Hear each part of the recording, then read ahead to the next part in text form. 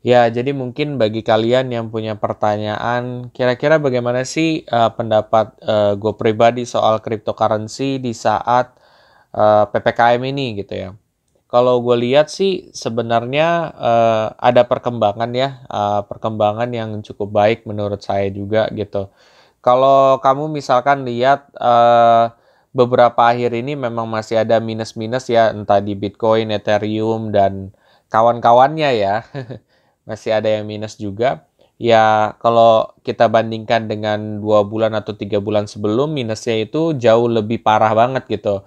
Dimana dia hampir setiap hari itu minus gitu. Sedangkan kalau di bulan ini dan juga sebenarnya beberapa minggu sebelum PPKM juga, itu udah ada perkembangan ya, dimana kita bisa ngelihat Ethereum dia juga performance-nya bagus gitu ya.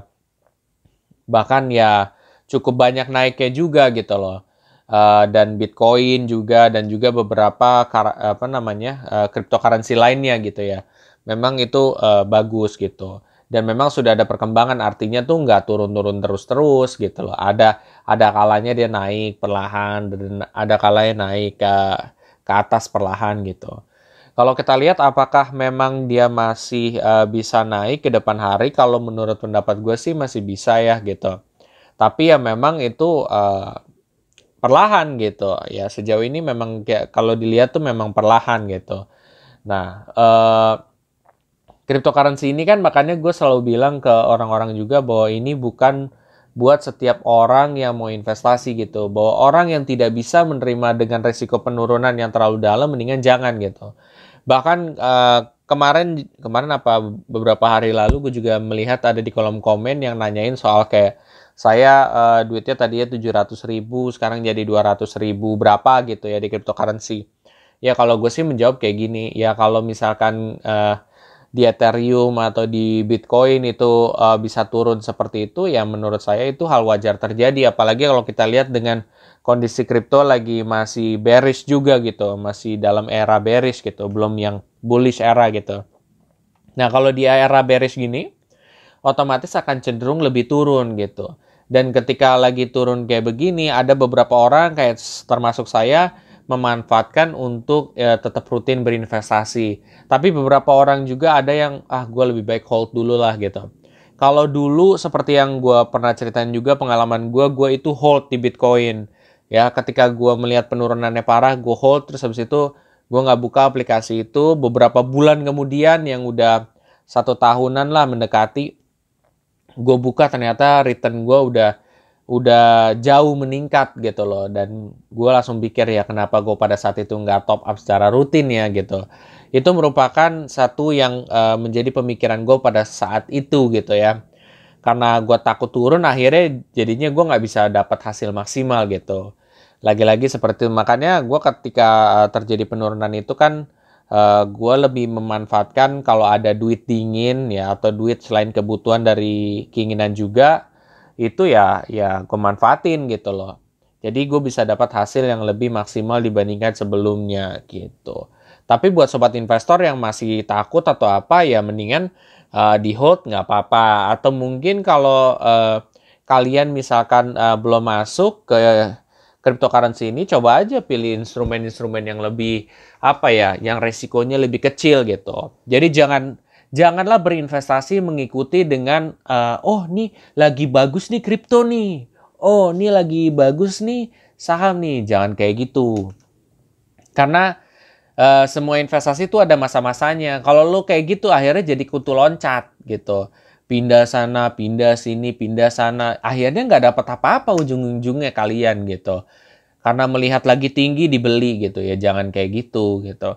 Stay konsisten aja karena semua akan ada masa-masanya juga. Kayak saham nih. Dia ada masanya turun, tapi ujung-ujungnya dia akan ada masanya naik. Kripto juga seperti itu. Ada masanya dia turun banget, tapi akan ada masanya dia akan naik juga gitu loh. Dengan ada sentimen apalah si Elon Musk ngomong ini atau apa, tapi ya berdasarkan kinerja masa lalu seperti itu.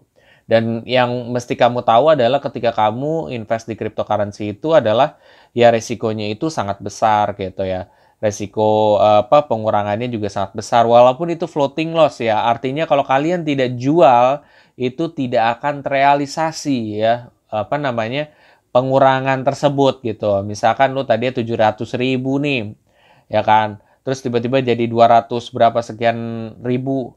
Ya kalau lu nggak jual ya nggak akan realisasi gitu. Seperti itu. Tapi ya itu balik lagi ke masing-masing. Gue pun sekarang kriptonya juga lagi minus ya, untuk di Ethereum, di Bitcoin juga masih minus gitu. Jadi you're not alone lah jatuhnya. Dan kalau gue ngelihat apakah masih ada potensi ke depannya, ya ada-ada aja sih sebenarnya gitu. Di beberapa aspek itu. Cuman yang gue lihat memang Ethereum lagi outperform Bitcoin aja gitu beberapa saat lalu lah gitu ya. Beberapa kali tuh begitu gitu.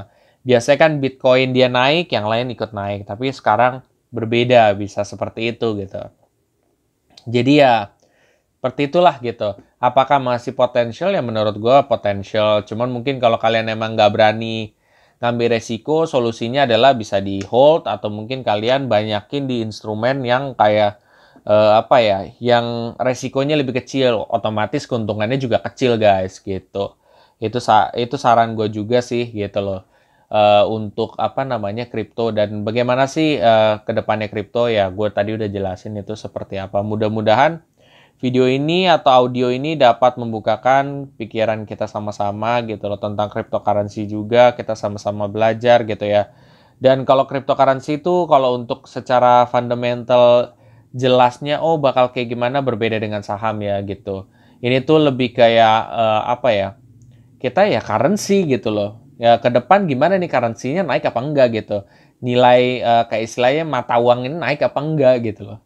Ya, seperti itu sih gitu. Dan banyak kan kalau orang-orang ini tuh banyak yang menggunakan trading gitu.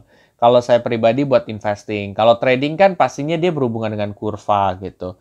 Kalau investing kan memang untuk long term. Dan kalau gue pribadi ya long term gitu. Karena gue menginginkan hasil yang lebih gitu ya. Kalau trading bisa gede, bisa gitu. Tapi sebenarnya kalau investing bisa lebih gede. Cuman challenge-nya adalah lu sabar apa enggak. Dan lu siap nggak dengan nominal yang berkurangnya besar juga gitu. Ya itu sih. Yang penting pakailah uang dingin. Itu aja pesan gue. Kalau kalian merasa audio ini sangat bermanfaat, kalian bisa share aja ke sobat investor yang lain. Dan jangan lupa untuk subscribe, like, dan komen di video ini juga.